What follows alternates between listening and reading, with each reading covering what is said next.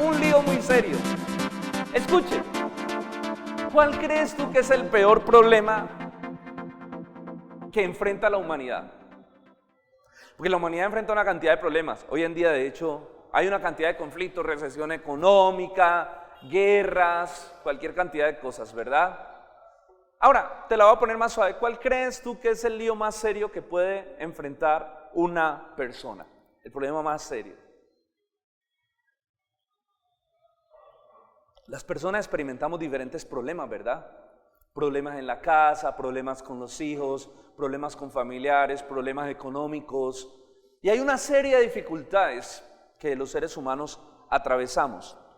Pero ¿sabe que el problema más terrible, escuche lo que le voy a decir, el problema más terrible que la humanidad enfrenta y el problema más terrible que una persona puede enfrentar no es su situación económica, no es su situación familiar. El lío más serio, el problema más terrible es vivir una vida separado de Dios, es vivir una vida en pecado sin arrepentimiento, es no creer en la obra de la cruz, es vivir una vida en rebelión delante de Dios. Ese es el problema más serio. Y solamente Cristo se constituye en el remedio y en la solución para que los seres humanos puedan hacer frente a su mayor terrible problema y a su mayor terrible enfermedad, que es una vida separada de Dios. Pero ¿sabe qué es lo interesante? Que los seres humanos vivimos constantemente afanados por solucionar y resolver nuestros problemas. La sociedad vive afanada por resolver los conflictos de la humanidad. Pero el conflicto más serio parece ser el más ignorado. ¿De dónde se desprenden todos los conflictos de la vida? ¿De dónde se desprenden todas las problemáticas? El problema central, el lío más serio, es lo que menos se busca solucionar. La sociedad es sintomática, trata de solucionar los síntomas, pero el cáncer sigue en el corazón, porque el lío más grande que una persona tiene es vivir una vida separada de Dios. Tú puedes resolver o tratar de resolver cualquier problema, pero el cáncer seguirá estando si la vida de un ser humano está separada del Señor. Pero Cristo se constituye en la única alternativa. Hoy vamos a estudiar a través de este texto de Romanos capítulo 3. Vamos a estudiar esta profunda verdad que nos muestra Pablo. Pablo desarrolla una profunda teología del problema de la raza humana, del corazón humano, en todo el libro de Romanos. Y Romanos capítulo 3 nos revela muchas verdades, pero vamos a hablar por lo menos de 3 verdades acerca de este tremendo lío que tiene el ser humano con Dios. Y la primera verdad está en el versículo 10 y 11. La primera verdad que nos revela Pablo en el capítulo 3 de Romanos es que toda la humanidad está bajo pecado. Escuche, toda la humanidad está bajo pecado. Y mira lo que dice Romanos capítulo 3, versículo 10 al 11. Como está escrito: no hay justo ni aun uno, no hay quien entienda, no hay quien busque a Dios. ¿No le parece terrible estos versículos? Como está escrito, no hay justo, dice el apóstol Pablo, ni hay un uno, no hay quien entienda, no hay quien busque a Dios. Cuando uno se topa con versículos como estos, uno siente una nostalgia por dentro con respecto a la humanidad. Toda la humanidad está bajo pecado. Todo el género humano fue contaminado por el virus del pecado. O sea, nadie, escuche esto, nadie se salva de eso. Todos fueron contagiados, porque no hay justo ni aun uno. No hay quien entienda, no hay quien busque a Dios. Y la frase empieza con estas palabras: como está ¿qué? Escrito. ¿Qué significa como está escrito? Como está escrito en la palabra de Dios. O sea que, ¿quién está diciendo eso? Dios. Es increíble. ¿Cuál es la perspectiva de Dios acerca de la humanidad? ¿Cuál es? Como está escrito, no hay justo ni aun uno. Ahora, uno se pone a pensar y uno dice, tal vez tú llegues a decir, pero yo sí conozco gente buena, ¿o no? ¿Quién conoce gente buena aquí? Usted dice, yo conozco gente buena, gente que no mata, gente que no roba, gente que tal vez no miente, gente que se comporta muy bien. Y es que desde nuestra perspectiva humana nosotros podemos tener una visión muy equivocada de la realidad. Pero Dios es omnisciente. ¿Cuántos saben que uno de los atributos de Dios es la omnisciencia? Es decir, que conoce profundamente todo y perfectamente todo. Y que Dios llega a lo más íntimo del corazón, lugares donde tú y yo no podemos llegar. Y cuando Dios ve hasta allá, hasta lo más profundo del corazón, es que Dios dice, no hay justo ni aun uno. Porque a nuestro parecer, recuerdan que Dios le dijo a Samuel, no mires a lo alto de su estatura ni a su parecer, porque es engañoso, porque Jehová mira el corazón. Porque nuestros ojos son muy engañados, porque nosotros juzgamos bajo o tenemos un parámetro de medición de una justicia muy humana. Pero realmente, ante los ojos de Dios, el más bueno, tal vez, entre paréntesis, el más humanamente más bueno, es igual de perverso que el más malo. ¿Soy claro? Y eso es terrible. Uno dice, ¿cómo así? Sí, delante de los ojos de Dios, Dios dice, está escrito, no hay justo ni aun uno. No hay quien entienda, no hay quien busque a Dios. Y estos textos lo ponen a uno a quebrar un poco su perspectiva humana acerca de la condición del hombre. Mis hermanos, nuestra perspectiva es muy humana. Aparentemente vemos gente buena, pero realmente Dios mira lo más profundo del corazón. Y los seres humanos hemos desarrollado una habilidad para negar nuestro pecado. ¿Soy claro? Nosotros hemos desarrollado una habilidad para ocultar nuestro pecado. Note usted que hay dichos como estos. ¿Usted ha escuchado alguna vez esto? Es que errar es de humanos, ¿sí o no? Es que cualquiera tiene derecho a un error. ¿Qué estamos tratando de hacer con eso? Estamos justificando nuestro pecado. De hecho, no le decimos ni siquiera pecado. ¿Cómo lo llamamos? Es un término muy humanista. Es un error. ¿O no ha hablado usted con hermanos, inclusive cristianos, que le han dicho, pero es que se me fue un error? Y uno dice, ¿error? Eso fue un terrible pecado. ¿Sí soy claro? Entonces note usted cómo nosotros tendemos a disfrazar el pecado y tendemos a humanizar. ¿Por qué? Porque necesitamos una manera de justificarnos. Ahora, es un término muy común. Pero usted me puede estar diciendo, pastor, ¿pero dónde está el veneno? El veneno es el siguiente. ¿Será que Dios, cuántos creen aquí que Dios le permite a uno un error, un pecadito?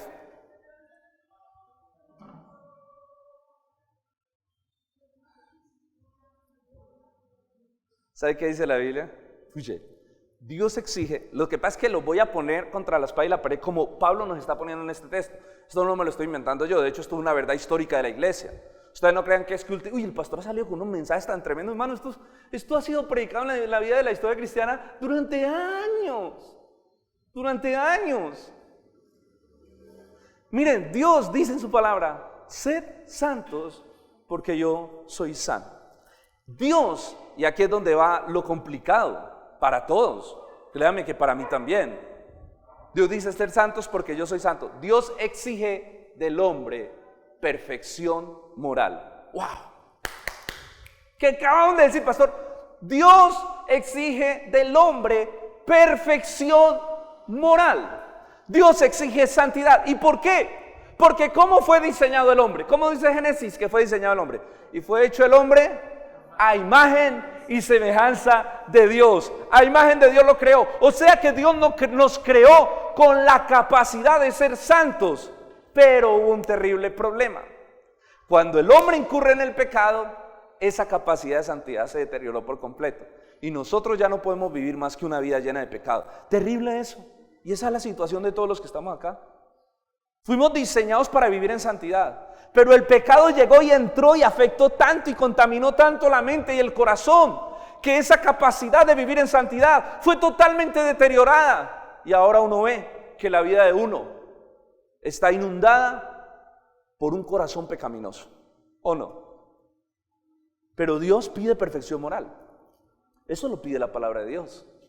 Y sin santidad, eso es lo más tenaz. El otro texto dice, sed santos porque yo soy santo, y sigue diciendo, porque sin santidad.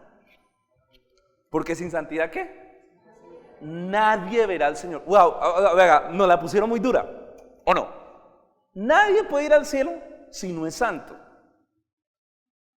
Espero que quede todo el mensaje, porque si ahora queda más enredado y queda diciendo, no, pero es que... Nadie puede ir al cielo si no es santo. Y lo más tenaz es que ninguno de nosotros tiene la capacidad de ser santo. ¿Soy claro? Terrible problema. Por eso el mensaje se llama tremendo lío.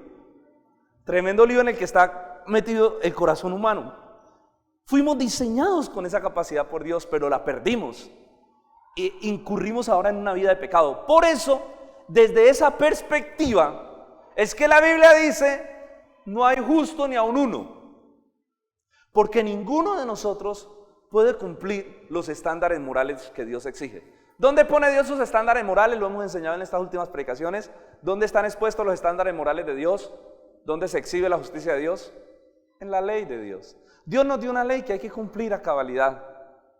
Nadie va a entrar al cielo si no ha cumplido la ley perfectamente. Y la ley está resumida en los 10 mandamientos.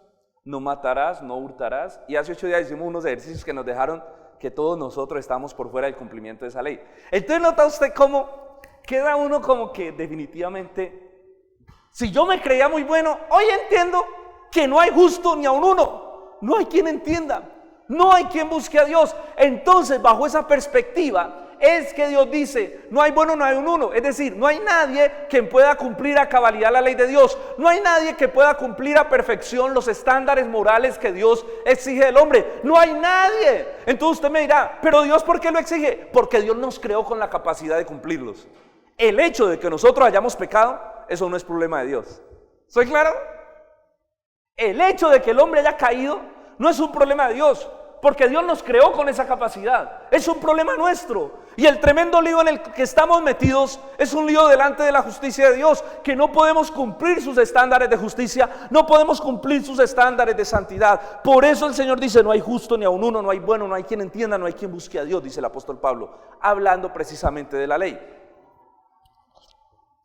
El resultado de esta corrupción es que ahora no hay quien entienda los asuntos divinos, ni le busque por iniciativa propia. No hay quien entienda, dice el versículo 11, mírelo, mire el versículo 11, para que no crea que yo estoy hablando aquí de algo que me lo acabé de inventar. No hay quien entienda, no hay quien busque a Dios. Hermano, tremendo, no hay quien entienda. O sea, los asuntos divinos, escuche, son incomprensibles a la mente humana. ¿Soy claro? Nos tienen que ser revelados por el Espíritu Santo, dice Pablo en Corintios. Dice, pero el hombre natural no percibe las cosas que son del Espíritu porque para él son locura. Una persona que no conoce a Cristo escucha esto y dice, no, eso es una locura. No, eso no puede ser. Pero el que es espiritual, el que tiene el Espíritu Santo, puede discernir los asuntos espirituales y entender la palabra de Dios, porque la podemos entender por el Espíritu Santo. Pero dice la Biblia, no hay quien entienda, o sea, sin Cristo no hay quien entienda. Por eso tiene que ser el Espíritu Santo que le ayude a entender su lío, su problema y que lo guíe al arrepentimiento. Pero lo más terrible es que el texto sigue diciendo, no hay quien busque a Dios, no hay quien busque a Dios. Hermano, cuando usted busca algo, ¿por qué lo busca? ¿Por qué lo busca? ¿Ah? Porque se le perdió, en primer lugar. Pero segundo, porque usted lo quiere encontrar, ¿sí o no? Cuando yo digo, se me perdieron las llaves, las voy a buscar, es porque las necesito. Porque necesito encontrarlas. Porque hay un deseo en mi corazón de encontrar las llaves. Por eso las busco. Pero el que no quiere encontrar algo, ¿qué hace? No lo busca. Porque sabe que el que busca, encuentra. Y como el ser humano sabe que vive una vida que quiere antes huirle de Dios en vez de encontrarlo, entonces el ser humano en vez de buscar a Dios, ¿qué hace? Le huye, se esconde. Desde el huerto del Adán, desde el huerto del Edén, ¿dónde estás, Adán? Tuve miedo de ti, me escondí. Entonces la gente, los seres humanos, no buscan a Dios. ¿Por qué? Esa frase es muy profunda, no hay quien busque a Dios. No hay una iniciativa propia. ¿Sabe por qué? Porque no lo queremos. ¿Sabe por qué los seres humanos no buscan a Dios? Porque no lo quieren. Nosotros queremos un genio de la lámpara de Aladino, pero no un Dios santo. ¿Estamos entendiendo el razonamiento en el que Pablo nos está llevando en Romanos capítulo 3? Nosotros queremos un genio de la lámpara de Aladino. Por eso es que cuando a la gente, sí, no, mira, ven que Dios te va a bendecir, que Dios te va a prosperar y que esto y aquello, eso le encanta a la gente. Pero cuando nosotros sabemos que ese Dios que nos bendice, que ese Dios que prospera a sus hijos, es un Dios santo, ¡ay! Quieto en primera. Esa idea de un Dios santo no nos gusta. ¿Por qué? Porque nuestro corazón la rechaza. ¿Por qué? Porque somos pecadores. ¿Soy claro? Somos pecadores y rechazamos profundamente. Entonces, los seres humanos no buscamos a Dios. Queremos un genio de la lámpara de Aladino que venga y nos resuelva los problemas, pero no un Dios santo que confronte nuestro pecado y nuestra manera de vivir. Porque es ideal. La religión es ideal. ¿Por qué? Porque tú tienes supuestamente un Dios que te bendice, pero no te exige nada. La frase de muchos: el que peca y reza empata. Eso es religión.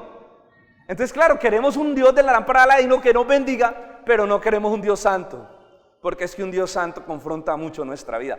¿O dígame, quién realmente que es cristiano no se ha sentido confrontado por la palabra de Dios cuando la lee? ¿Quién que es cristiano y estudia la palabra de Dios no se siente confrontado? Sí, Dios confronta nuestra vida. Por eso la idea de un Dios santo nos aterroriza, huimos. Por eso dice, no hay quien busque a Dios, porque no lo quieren encontrar. Porque dice la Biblia, terrible cosas caer en las manos de un Dios vivo. Cuando uno es cristiano, no llega a los caminos del Señor. Uno sabe que es lo mejor que le pudo pasar, que es la cosa más alegre, que es la salvación eterna. Pero uno empieza a sentir ese quebrantamiento del Señor, ¿verdad? Ese pulir del Señor, ese dejar nuestra pecaminosidad, ese restaurar. Y a eso es lo que a eso es lo que las personas les huyen, a la santidad de Dios. Entonces, ¿qué pasa? Mire el versículo 12. Por causa de eso, mire el versículo 12. Todos se desviaron, se hicieron. Oiga, qué texto tan profundo y tan fuerte. Dice Pablo, todos se desviaron y se hicieron inútiles. Oiga, qué tenaz. ¿Sabe qué está diciendo el apóstol Pablo? ¿Sabe qué está diciendo Dios en Romanos? Que por causa de haberle dejado, todos los seres humanos se hicieron inútiles. ¿Y qué es inútil? ¿Qué es inútil? Que ya no sirve. Es algo que no tiene significado, no tiene valor, no tiene sentido. ¿Sabe qué está diciendo la Biblia? Que la vida de un hombre sin Dios es la vida más inútil que existe. ¿No lo ha pensado usted? A mí me gusta mucho sentarme a analizar y a evaluar la gente. Hoy, por ejemplo, preparaba el mensaje, terminando pues, porque realmente uno dedica la semana y venía pensando en esto y bajé para comprar algo y pasé por la piscina y yo veía la vida de la gente y veía a los jóvenes. Yo decía, tan tenaz, que, o sea, uno espera que la vida le pase, uno vive como a ver qué va a pasar. Y la vida se va entre comer, dormir, trabajar, comer, dormir, trabajar, a veces pasear, comer, dormir. Yo decía, es increíble, cuando uno no busca a Dios, la vida se vuelve un asunto inútil. O sea, ¿qué es lo que nos apasiona? Yo no sé a usted, pero en lo personal, a mí me apasiona que tengo a Dios y que puedo hablar con Él, y eso le da un sabor impresionante a la vida. Pero yo decía, ¿qué sería de la vida de uno sin Dios? Es una rutina, una monotonía. Y no solo eso, la Biblia describe en Romanos que es una vida inútil. Es decir, es como una vida que no sirve para nada. ¿Saben cómo muestra la Biblia más o menos? Yo tratándome de hacer una idea gráfica. ¿Cuántos han visto esas películas de muertos vivientes o de zombies? ¿Alguna vez se vieron una? Esos zombies que tienen vida pero están muertos, ¿sí? De Walking Dead, todo esto. Bueno, yo creo que algunos ya no las ven. Pero que tienen vida y que la gente anda y que parece que tienen vida, pero en realidad están muertos. Y la vida de una persona sin Cristo es igual a la vida de un muerto viviente. Es igual a la vida que no hay vida. La Biblia dice, porque estamos muertos en los delitos y pecados sin Cristo. ¿Ustedes ahí claro? Es una vida inútil, es una vida sin sentido, es una vida que no tiene propósito, que no tiene fundamento, que no tiene valor. No es vida. Es muerte. Es una muerte espiritual terrible que afecta a todos los ámbitos de la vida. Se hicieron inútiles, qué palabra tan fuerte. La vida nos fue entregada para honrar a Dios. Cuando Dios nos creó para su gloria. Pero el ser humano empezó a vivir para su gloria y se hizo inútil. Es decir, cambiamos el diseño original. Para lo que fuimos diseñados ya no servimos, que es para honrar a Dios. ¿Ven? ¿Ven cómo Pablo va mostrando como una espiral del género humano? Este es el cierre de 3 mensajes que hemos tenido acerca de este tema. Que la idea es que hoy nos quede este tema muy claro. Es una espiral que Pablo va mostrando a través de Romanos. Jesús reveló muy claramente, porque separados de mí, nada. ¿Qué podemos hacer separados del Señor? Nada. Una vida separada de Dios, ¿sirve para qué? Para nada. ¿Y qué es eso? Es inutilidad. ¿Sí o no? Es más, Juan, en el mismo evangelio de Juan en el capítulo 1 dice que en Cristo estaba la vida, y la vida era la luz de los hombres, pero los hombres lo rechazaron porque amaron más las tinieblas que la luz. Escuche, la vida se manifestó, esa vida que nos resucita de la muerte, esa vida que alumbra a todo hombre, dice Juan, que da luz, que da vida, que da propósito, que da sentido, se manifestó en Cristo. Pero los hombres amaban tanto las tinieblas que dijeron, no papito, yo no quiero la vida, déjeme seguir siendo un muerto viviente, déjeme seguir siendo un inútil, porque la idea de un Dios santo es rechazada. No, yo prefiero seguir en mi pecado, viviendo mi vida como quiero, pero que me vengan aquí a amargar la vida va a poner, yo no quiero un Dios que me ponga a mí condiciones de vida. Entonces el ser humano aborreció la luz, lo que le da realmente la vida, para seguir viviendo una vida de muerte.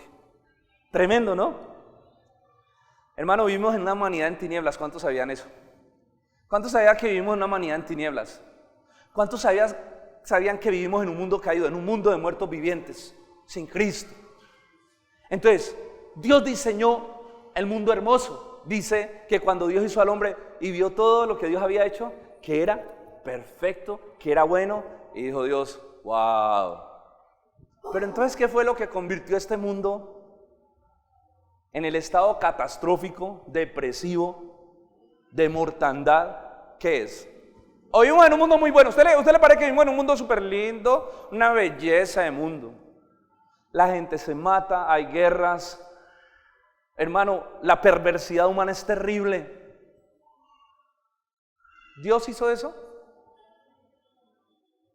No, o sea, Dios no lo creó. Bueno, no nos vamos a meter en otro asunto de la providencia de Dios. Dios no lo creó. Dios no lo creó porque si Dios lo hubiera creado, Dios sería perverso. Sabemos que dentro del propósito de Dios, Dios entendió que eso iba a pasar y lo permitió, pero Él no lo creó. Y lo permitió para su propia gloria. Luego podremos estudiar más ese tema, acerca de la soberanía y la providencia del Señor. Pero Dios no creó el mundo en la condición catastrófica que está. El pecado del corazón humano ha llevado el mundo al caos, y escuche, va a llevar el mundo a la destrucción que la va a llevar. Pecado humano. Vivimos en un mundo terrible, porque el hombre se encargó de construir un mundo sin Dios, porque el hombre está sacando a Dios y lo va a sacar de donde pueda sacarlo. Por eso necesitamos predicar a Cristo. ¿Qué ha pasado con Estados Unidos? Estados Unidos es un país fundado, una constitución fundada sobre los principios bíblicos. Hoy en día están sacando a Dios de todos lados, ya está de las escuelas, ya no permiten orar ni leer. ¿Qué ha pasado? Mire la decadencia moral. Ahora, la Biblia nos dice que eso va a pasar, sí, tanto que dice que cuando venga el Hijo de Dios hallará fe en la tierra. O sea, la decadencia moral va a ser algo que... Pero en medio de eso la iglesia tiene que prevalecer. En medio de eso la iglesia tiene que ser sal. En medio de eso la iglesia tiene que conservar su santidad para que le muestre al mundo que hay un Dios. Tiene que conservar su gozo para que la gente vea que hay un Dios y que en Él hay plenitud de gozo, ¿verdad? Amén. El hombre creó un mundo de batalla, un campo de batalla y dolor. Eso hizo el hombre con este mundo. Pero miremos cómo sigue describiendo la Biblia al hombre apartado de Dios, porque no termina todo ahí. Uno diría, uy, terrible. No. Pasa como de un plano macro, como cuando usted tiene una escena y la pasa a un primer plano. Entonces Pablo lo que hace es hacer un plano general de la humanidad y ahora empieza a hacer un plano muy particular. Mire lo que sigue diciendo. Mire lo que dice en el versículo 13 y 14. Entonces ya sabemos, no hay justo ni a un uno, no hay bueno, no hay quien entienda, no hay quien busque a Dios. Versículo 13. Sepulcro abierto es su garganta. Uy, ¿cómo así? ¿Qué es un sepulcro abierto? ¿Por qué cierran las tumbas? ¿Por qué cierran las tumbas? Por dos cosas. Uno, para que no vean la podredumbre, y otro, para que el olor fétido no salga de las tumbas. Pero ¿sabe qué dice la Biblia? Que el hombre, dice, sepulcro abierto es su garganta. Está hablando de la boca. Mire lo que sigue diciendo. Con su lengua engañan, veneno de áspides hay debajo de sus labios. Su boca está llena de maldición y de amargura. Lo primero que el apóstol Pablo empieza a hablar es acerca de la boca del hombre. Y dice, ¿sabe cómo es la boca del hombre? La boca del hombre es como una tumba abierta. Huele horrible. Las palabras Es impresionante, ¿no? Como que Dios percibe así, la boca del hombre como si fuera un sepulcro abierto que desprende podredumbre. Pero después sigue diciendo, veneno de áspides hay, veneno de serpientes. Uy, quieto ahí, ¿cómo así? Veneno de serpientes hay en sus labios. Su boca está llena de maldición y de amargura. ¿O no? La condición del hombre sin Dios es que su corazón está deteriorado, su corazón está tan deprimido, su corazón está tan lacerado, que su boca lo único que habla es amargura. ¿Qué dijo Jesús? Porque de la abundancia de ¿qué? Del corazón que habla, la boca. O sea que lo que está describiendo aquí es una condición del corazón. Tremendo, ¿no? Quieto con ese texto, hermano. Sigue. La boca, ahora pasa a los actos. Miren lo que dice de los actos, versículo 15 y 16. De 15 al 17. Sus pies se apresuran para derramar sangre. Quebranto y desventura hay en sus caminos. No conocieron el camino de paz. Tremendo. O sea, la inclinación del corazón humano, la tendencia natural es hacer lo malo. Dice, se apresuran a derramar sangre. O sea, hay una tendencia a la violencia, hay una tendencia a la maldad en el corazón humano por causa de estar separado de Dios. Noten ustedes el estado tan deprimente al que llega el corazón humano sin Dios. El corazón del hombre está de continuo inclinado hacia el mal.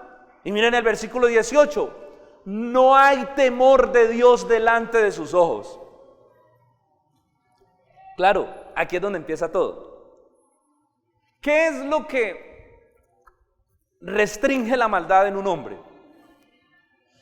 Me explico. ¿Usted por qué no se pasa los semáforos en rojo? ¿Por qué? ¿Por qué no se pasa los semáforos en rojo? ¿Usted por qué no roba? ¿Por qué no mata? Bueno, algunos dicen, no, hasta yo no paso. No. ¿Por qué? Porque hay una reprensión por esos actos.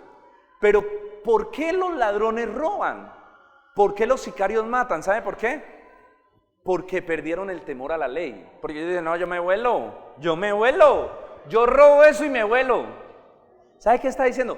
Cuando una persona pierde el temor a la ley, a la autoridad, se vuelve más malo.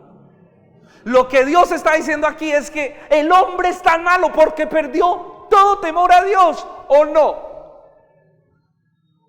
Ya no hay temor de Dios y estamos en una generación, tal vez es la generación que menos teme a Dios, Es más, hay gente que ora para salir a robar. ¿Qué es eso, por Dios? Note usted la idea que se tiene de Dios, esa idea de un Dios que ya no es santo, ¿no? Es un Dios que es como lo decía, como lámpara de Aladino, que bendice, pero es un Dios que no reprende el pecado. Entonces, cuando se pierde esa idea de Dios, se pierde el temor de Dios. Y cuando se pierde el temor de Dios, escuche, lo más perjudicamos somos nosotros. Porque si una persona pierde el temor de Dios, esa persona pierde todo lo que le refrena la maldad. Es decir, que ese corazón perverso y engañoso ya no tiene que lo refrene. Ya no hay temor que lo refrene. Entonces da rienda suelta a su maldad. Y ahí es donde viene el caos del mundo en el cual vivimos. ¿Quedó claro hasta ahí, hermanos? ¿Quedó claro lo que Pablo nos está enseñando? Los seres humanos quisieron crear su propia vida sin Dios. Y el resultado fue una corrupción total, una corrupción absoluta. Esa fue la consecuencia de romper la relación con Dios y decidir vivir una vida de rebeldía total. Y me encanta cómo Pablo desarrolla en el libro de Romanos esta teología. Miren, si ustedes pueden ver, miren el capítulo 1 de Romanos, versículo 21 al 25. Miren el capítulo 1, hay una página antes. Versículo 21, miren lo que dice Pablo. Precisamente el título es la culpabilidad del hombre, pero vamos a leer desde el 21. Pues habiendo conocido a Dios, está diciendo que Dios se reveló en las cosas hechas, versículos anteriores.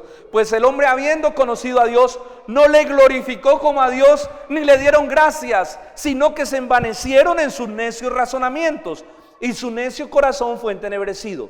Profesando ser sabios, se hicieron necios, y cambiaron la gloria del Dios incorruptible en semejanza de imagen de hombre corruptible, de aves, de cuadrúpedos, de reptiles, por lo cual Dios los entregó a su inmundicia. Miren este versículo, por lo cual Dios los entregó a su inmundicia, a las concupiscencias de sus corazones, de modo que deshonraron entre sí sus propios cuerpos, ya que cambiaron la verdad de Dios por la mentira, honrando y dando culto a las criaturas antes que el Creador, el cual es bendito por los siglos de los siglos.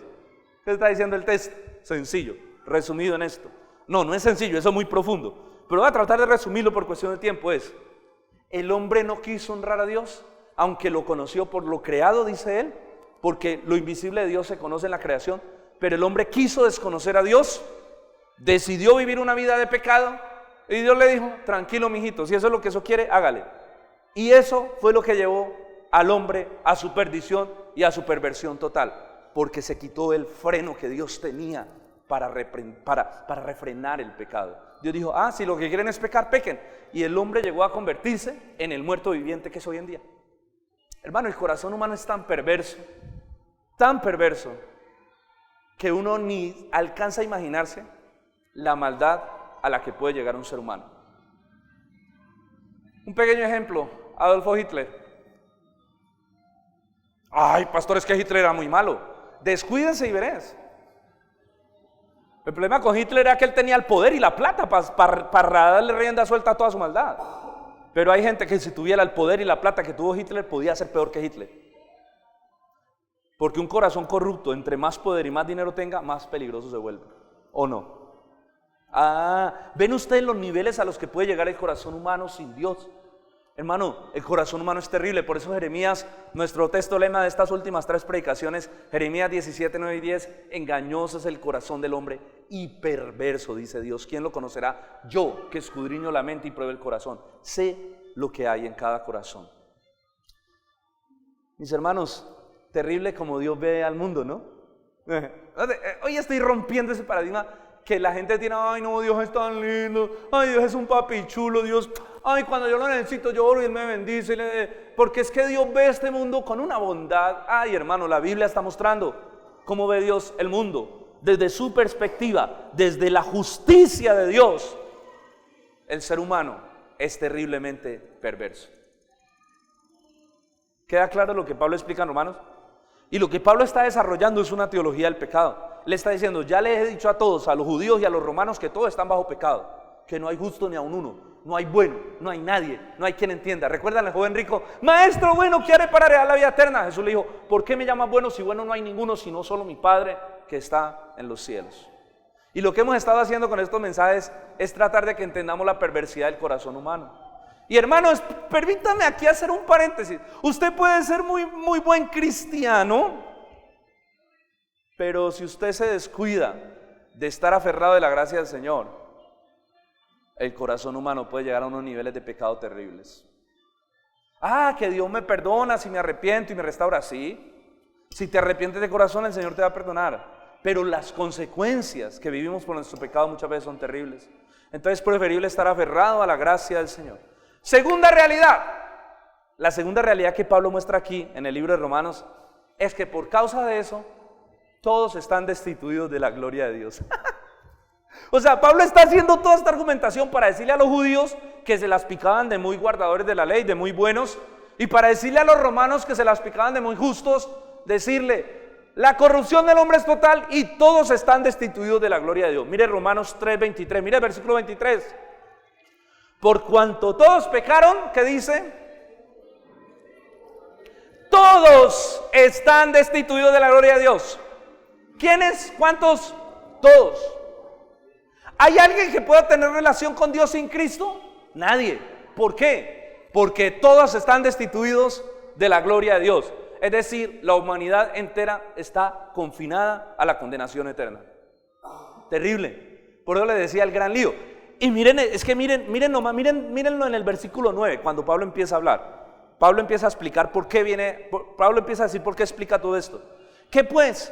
¿Somos nosotros, o sea, los judíos mejores que ellos? En ninguna manera, pues ya hemos acusado a judíos y a gentiles que todos están bajo ¿qué? Uy, quieto pastor. Todos están bajo pecado. La humanidad entera está bajo ¿qué? bajo pecado, y por estar bajo pecado está destituida de la gloria de Dios. O sea que nadie sin Cristo podrá ser salvo. Wow, terrible. El apóstol Pablo lo que está haciendo aquí es precisamente eso, dejando claro, y la Biblia, el Señor nos está dejando claro a todos que no hay bueno ni a un uno, y que todo mundo está destituido de la gloria de Dios, y que todo mundo necesita poner su confianza en Cristo si quiere ser salvo, porque en nosotros no hay nada bueno, nada. Después de esas 3 predicaciones, ¿aquí hay alguno que todavía se cree bueno? Que todavía dice, no, pastor, pero yo soy bueno. Señor me debe amar tanto porque soy tan buen cristiano. Todo es por gracia. Nada en nosotros nos puede presentar justo delante de Dios. Nada, no hay nada. No hay nada. Nada que nos pueda presentar justos porque todos estamos bajo pecado. El corazón, la mente, todo ha sido corrompido por el pecado. Nada hay en el ser humano que lo pueda hacer justo delante de Dios. Nada. Nadie puede llegar al cielo diciendo, yo no creí en Jesús. Ay, pero es que yo era tan bueno, Dios. Vea, yo daba mercado en el barrio. Vea, eso el que tenía problemas, yo iba y lo ayudaba. Yo era una persona muy buena. ¿Sabe por qué? Nada nos puede justificar, porque aún nuestras buenas obras están contaminadas por el corazón pecaminoso que tenemos. ¿Soy claro? Aún nuestras buenas obras, hermano, están contaminadas por nuestro pecado. Haga de cuenta que usted tiene una llave muy bonita, muy limpia, una llave nueva, pero el tanque de donde sale el agua está sucio, cochino, lleno de lagartijas, lleno de bacterias, lleno de microbios. Una pregunta, ¿si la llave está buena, el agua sale limpia? Usted dice, uy, de esta llave nueva tiene que salir limpia el agua. Pero la llave puede estar muy limpia por fuera, pero el tanque, la esencia está contaminada, el agua sale contaminada. Entonces todas las buenas obras que los seres humanos hagan sin Cristo están contaminadas por su pecado. Un claro ejemplo de esto es los fariseos. Hemos venido hablando de eso, creo que no hay necesario explicarlo mucho. Los fariseos hacían muy buenas obras, los fariseos ayudaban a los pobres, los fariseos daban mucha ofrenda a Dios. Los fariseos se creían muy buenos porque eran religiosamente estrictos. Pero el Señor les dijo, fariseos hipócritas, ustedes son como un sepulcro blanqueado. Por dentro se ven súper lindos, pero su corazón está lleno de inmundicia. Y luego les dijo, y las buenas obras, lo que para ustedes es sublime, es una abominación. Y eso lo explicamos hace 8 días, delante de Dios. Estamos entendiendo que las obras buenas de los seres humanos, por el corazón que tienen los seres humanos, no son más que una abominación. Por eso, escuchen, nadie se puede salvar por buenas obras. Nadie puede ser salvo por buenas obras. Porque las buenas obras lo que hacen es alimentar el ego y la vanagloria, como en los fariseos. Ay, tóqueme trompeta que voy a dar limosna, para que todos vean. Por eso esa contaminación que llevan las buenas obras de vanagloria, ego y de maldad, es que Dios no la recibe cuando estamos sin Cristo. Luego hablaremos de las buenas obras de un cristiano, que es un asunto totalmente diferente, de un corazón ya redimido. Miren, si la gente se salvara por buenas obras, por hacer buenas obras, Pablo Escobar estaría en el cielo. Ahora, yo no sé si él se arrepintió, simplemente estoy hablando desde lo que sabemos. Sí, uno no sabe, ¿verdad?, su corazón y sus cosas, pero ¿quién para regalar más billete que Pablo Escobar? El hombre se tenía comprado pueblos enteros. Él llegaba y se paraba. Mi papá es de Cocorná, nosotros vivimos en Antioquia. De hecho, nosotros conocimos la hacienda Nápoles, donde él vivía. Y el hombre se paraba en la plaza del pueblo. Tome, mijo, lleve billete para todo el mundo. Y se paraba a repartir. Por allá no hizo un barrio entero lleno de casas para la gente pobre que no tiene. Por eso la gente del pueblo lo amaba. Hay gente que hasta lo veneraba. Oh, Pablito, San Pablo. Entonces se salvó. ¿Qué trataba él de hacer con sus buenas obras? En el fondo, ¿qué trataba de hacer? Cubrir su propia maldad. Esas son las buenas obras de un corazón que no tiene a Cristo. Siempre está buscando un beneficio personal, no la gloria de Dios. Y eso era lo que hacían los fariseos, y eso fue lo que el Señor les dijo: mijitos, sus buenas obras no son más que abominación delante de Dios. Por eso la Biblia dice, porque por gracia sois salvos. Efesios capítulo 2 versículo 8, por gracia sois salvos por medio de ¿qué? De la fe. No por qué, no por obras. ¿Para qué? Para que nadie se gloríe. Dios decidió poner la salvación por la fe en Jesucristo, no por lo buena gente que seamos.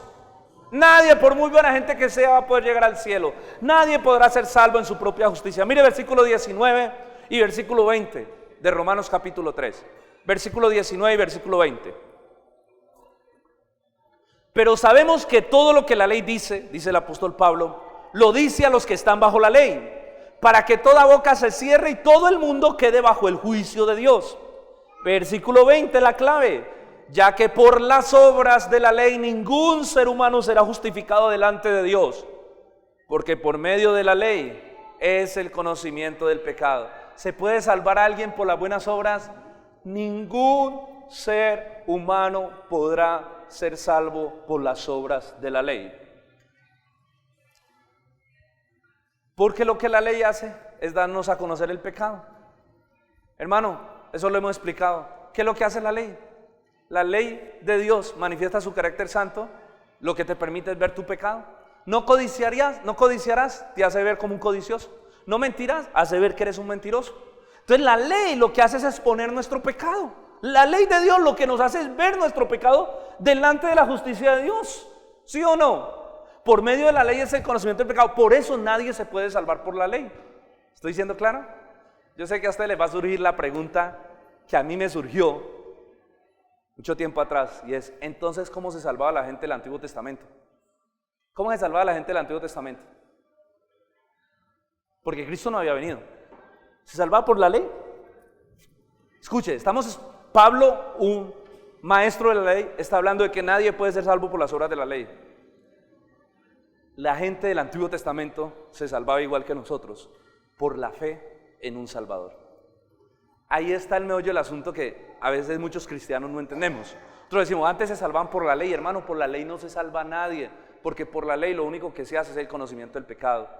La gente se salvaba porque creía en el Mesías que iba a venir, porque tenía la confianza puesta en Dios.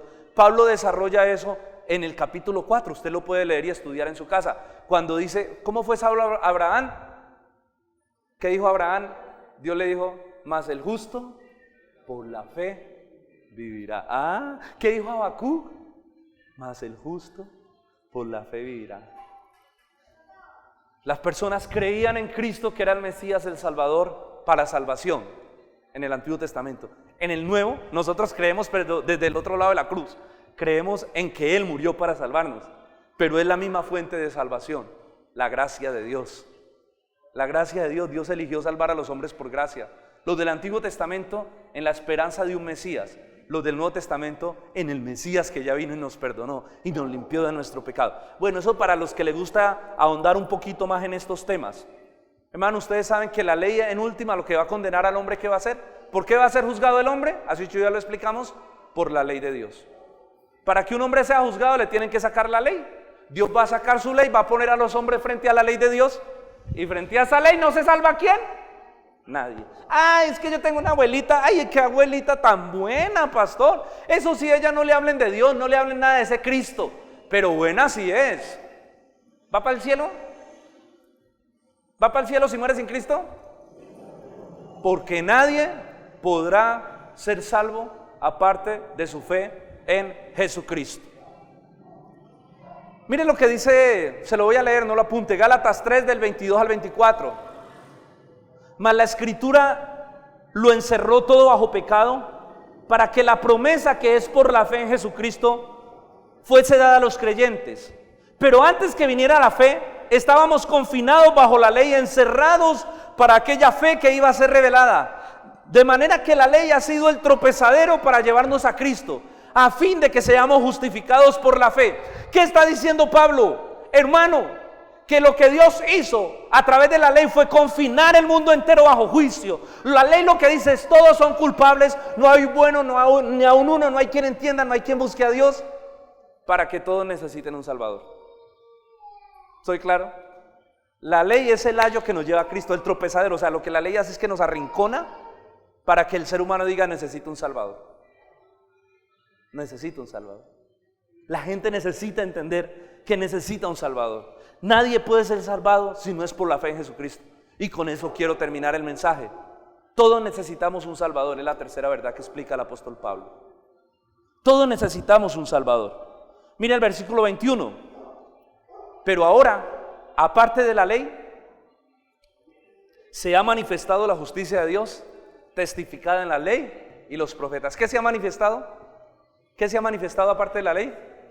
La justicia de Dios. ¿Qué es lo que está diciendo Pablo? Está diciendo: ve, ahora Dios ha manifestado justificar a los hombres. Y dice que eso estaba testificado en la ley. ¿Y en qué? Y en los profetas. Es decir, toda la Biblia nos habla de Cristo. Lo que hace la ley, el Antiguo Testamento, es llevar a la gente a Cristo. Toda la Escritura nos habla de Cristo. Desde Génesis hasta Apocalipsis, la Biblia solo tiene un mensaje: los hombres están condenados por su pecado y necesitan un Salvador. Y ese Salvador es Jesucristo. Toda la Biblia habla de Cristo. Dios se encargó que todos esperaran en un Salvador, y ese Salvador es Jesucristo, porque no hay otro nombre dado a los hombres en el que podamos ser salvos. Jesucristo es el centro de la Biblia. Jesucristo es el único mensaje de la Escritura. Jesucristo es lo que tenemos que predicar para salvación de las personas. Es Cristo. Dios orquestó todo su plan de salvación para que todo el mundo esperara en Cristo, confiara en Cristo y pusieran su confianza en Cristo. Somos salvos solo por Cristo.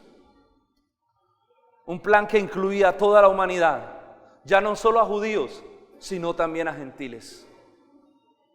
Hermano, ¿y sabe qué es lo más lindo de esto? Y voy cerrando. Que ese Salvador, esa justificación es gratis. A nosotros no nos cuesta nada. Mire lo que dice el versículo 24: siendo justificados gratuitamente por su gracia, mediante la redención que es en Cristo Jesús. Siendo justificados, ¿cómo? Gratuitamente. ¿Cómo nos salvó Dios? Gratuito. ¿Tiene usted que hacer algo? Bueno, además de arrepentirse, ¿no? Y de poner su fe en Cristo. ¿Tenemos que pagar por la salvación? De ninguna manera. Ay, pastor, entonces yo, ¿por qué doy mis diezmos y las ofrendas en la iglesia? Usted con eso no está pagando su salvación. Usted los da porque usted es agradecido con Dios. ¿Sí o no? Por eso los damos. Pero no es que usted: voy a dar mi ofrenda porque estoy comprando. Lo que hacían los católicos, las indulgencias. ¿Sí o no? Vendían indulgencias para comprar la salvación de la gente. Por eso salieron las tesis de Martín Lutero y todo esto, toda esta reforma que hicieron. Porque es que la salvación es un asunto gratuito. Si a usted un día alguien le dice: venga, usted tiene que pagar por su salvación. O si algún día alguien le dice: venga, usted tiene que pagar para que su familiar salga del infierno. Hermano, la salvación es gratuita. Lo único que tenemos que hacer es poner nuestra fe en Jesucristo. Es nuestra fe en Jesucristo. No hay que pagar por ella. No hay que pagar por nuestra salvación. La redención, la justificación es gratuita. Hermano, si nosotros entendemos este mensaje hoy, usted va a salir entendiendo todo lo que Cristo hizo por usted en la cruz. Dígale al que está a su lado: Cristo lo justificó. Dígale: Cristo lo justificó. Si cree, ¿no? Vaya a ver que aquí de pronto hay alguno que no haya creído, que esté viniendo a la iglesia porque le gusta, pero no ha creído, no se ha rendido en arrepentimiento. Yo creo que eso va a ser lo más triste, hermano. Mire, mi reto como pastor, escuche, mi reto como pastor es que todos ustedes vayan al cielo. Por eso tengo que predicar la palabra fielmente. Yo le puedo predicar muchas cosas chéveres, cómo prosperar en la vida, y la Biblia habla de todo eso, cómo tener una familia más saludable, y lo vamos a estar hablando. Pero los temas principales que uno como pastor debe predicar son estos, porque estos son los temas que llevan a la gente al cielo. Estos son los temas que hacen que la gente se arrepienta de sus pecados y diga: ¿sabe qué, pastor? Yo no había entendido. Cristo te justificó gratuitamente, tú no tuviste que pagar nada. Mira todo lo que hizo el Señor. El Señor vivió 33 años de justicia absoluta, 33 años sometido a la ley de Dios, en obediencia al Padre. El único que cumplió toda la ley, todos los mandamientos, que vivió en obediencia absoluta y en santidad absoluta, sin ser contaminado por el pecado, fue Cristo. ¿Para qué? Para que cuando tú creas en Él, su justicia se te pone. Cuando yo creo en Cristo, Cristo me reviste de su justicia. Entonces yo me puedo presentar delante de Dios no revestido de mi justicia, porque yo soy pecador, sino en la justicia de Cristo. Por eso Él vivió 33 años de vida justa, para que en Cristo pudiéramos cumplir la ley, para que pudiéramos entrar al cielo. Porque Dios nos ve en las obras y en la justicia de Cristo. Y la muerte de Cristo fue el pago por nuestros pecados. Todo lo que Cristo hizo. ¿Y sabe qué es lo que a mí me da tristeza? Y que estoy tratando de que entendamos con estos mensajes, es que los cristianos valoremos el sacrificio de la cruz. Es que los cristianos entendamos que Cristo murió por nosotros para darnos algo mucho mejor que una vida chévere y bacana. Porque muchos buscan a Dios para tener una vida chévere y bacana. Que Cristo murió para darte vida eterna. Y que Él sufrió, Él pagó el precio por ti. Él vivió 33 años, fue a la cruz y pagó un precio para que tú y yo pudiéramos tener vida eterna. La salvación es un asunto divino.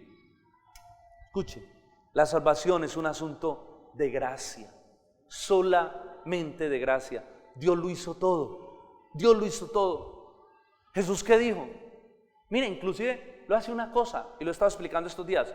Usted está aquí, no porque usted era muy bueno, y usted un día dijo, ay, yo soy tan bueno que voy a buscar una iglesia, voy a buscar a Dios. No, porque ninguno de nosotros quiere buscar a Dios. No hay bueno ni a uno, no hay quien busque a Dios. ¿Sabe usted por qué está aquí? Porque Dios lo trajo. Fue Dios quien lo sacó de allá y lo trajo. Mi hijito, no se crea tan bueno como yo busqué a Dios. No hay quien busque a Dios. Ay, es que yo busco a Dios. No, no, no. Dios lo trajo. Jesús dijo, nadie puede venir a mí si no le fuere dado por el Padre. Y es interesante, pero la palabra griega que se traduce por dado es arrastrado. O sea que podíamos interpretar ese texto es, nadie puede venir a mí si no fuere arrastrado por mi Padre. ¿A cuántos Dios los tuvo que arrastrar? Dios nos trajo. ¿Quién es el que lo convenció de pecado, de justicia y de juicio? Usted dijo, uy, yo un día me convencí que era pecador. No, ¿quién lo convenció? El Espíritu Santo. O sea que usted está aquí por obra ¿de quién? Del Espíritu Santo, de Dios. Ha sido Dios quien fue y lo buscó en su vida de pecado y lo trajo aquí. Y escuche, y va a ser Dios el que lo va a seguir trayendo. Porque uno a veces se desanima, uno a veces se deprime, uno quiere tirar la toalla. Y a veces uno baja la guardia, pero va al Señor y lo levanta atrás y le dice, mijito, camine que usted es de los míos, camine. Porque las ovejas son mías y nadie las arrebatará de mi mano, dice el Señor, ¿o no? Señor nos preserva, el mismo Señor nos guarda. Ninguno de nosotros buscó a Dios. Éramos tan malos, tan pervertidos, que ninguno tiene un corazón para decir yo quiero a Dios. Nadie quería a Dios. Dios nos tuvo que ir a traer para traernos a ser parte de su pueblo. Es Dios. Desde el principio hasta el final fue un asunto de gracia. Mire cómo Pablo dice en el versículo 25, a quien Dios puso como propiciación por medio de la fe en su sangre para manifestar su justicia a causa de haber pasado por alto en su paciencia los pecados pasados, con la mira de manifestar en este tiempo su justicia, a fin de que Él sea el justo y el que justifica al que es de la fe. La salvación es un asunto de Dios. Dios eligió poner a Cristo como medio de redención. Dios termina siendo el justo y el que justifica. O sea que la gloria es ¿para quién? Para Dios. ¿Por qué Dios hizo todo así? Para que la gloria sea solo ¿para quién? Para Dios. Eso está diciendo Pablo. Mire el versículo 27. ¿Dónde pues está la jactancia? O sea, ¿dónde está la altivez? ¿Dónde está la arrogancia? Queda excluida. ¿Por cuál ley? ¿Por la de las obras? No, sino por la ley de la fe. Concluimos pues que el hombre es justificado por la fe sin las obras de la ley. ¿Qué está diciendo Pablo? Dios hizo todo así para que Él sea el único glorificado, para que ninguno de ustedes o yo diga, yo tengo mérito en mi salvación. Usted y yo no tenemos ningún mérito en esto. Esto fue un plan orquestado por Dios, únicamente por Dios, y es un asunto de Dios.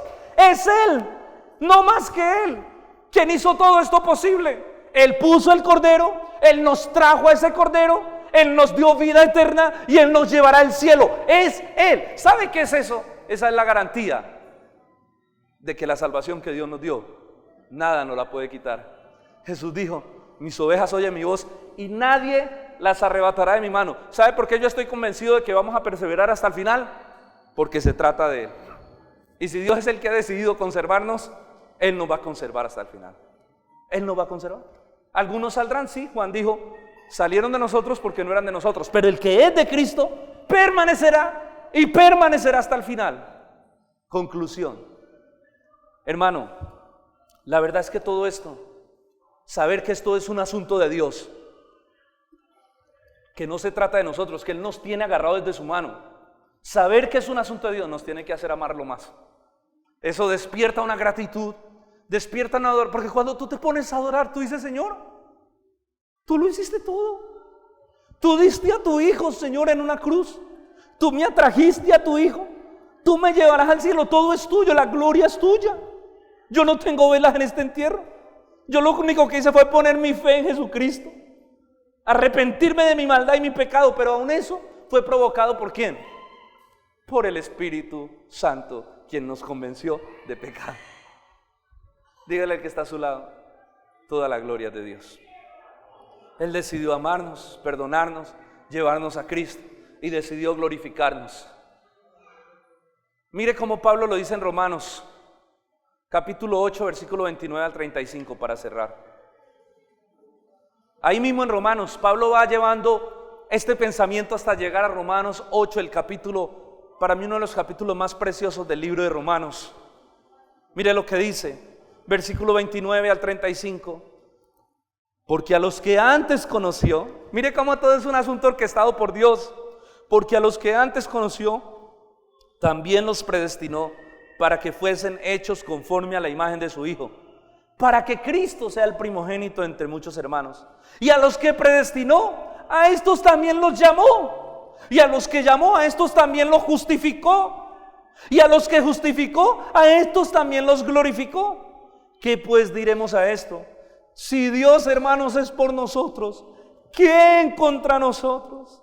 Mire este versículo precioso. El que no escatimó ni a su propio Hijo, sino que lo entregó por todos nosotros, ¿cómo no nos dará también con Él todas las cosas? ¿Quién acusará a los escogidos de Dios?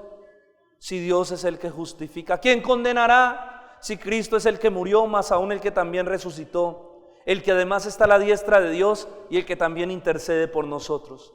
¿Quién nos separará del amor de Cristo? Ni tribulación o angustia o persecución o hambre o desnudez o peligro o espada, nada nos podrá separar, dice Pablo. Pablo lleva todo su discurso a esta conclusión. Nada te podrá separar del amor de Dios, nada. Y si Él no escatimó a su propio Hijo, sino que lo dio por tu vida y por la mía para salvarnos, ¿cómo no nos dará también todas las cosas? ¿Por qué dudamos de Él?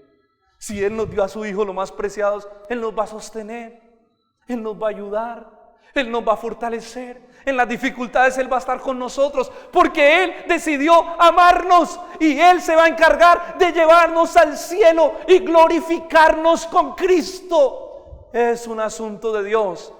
El amor de Dios demostrado en la cruz es lo que garantiza que todas sus promesas se van a cumplir con nosotros. Él vendrá por su pueblo, hermanos, y Él nos llevará a una eternidad con Él.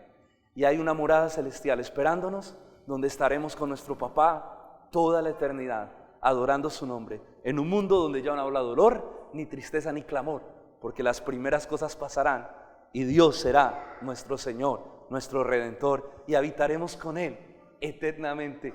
Ese mundo yo lo espero con muchas ansias.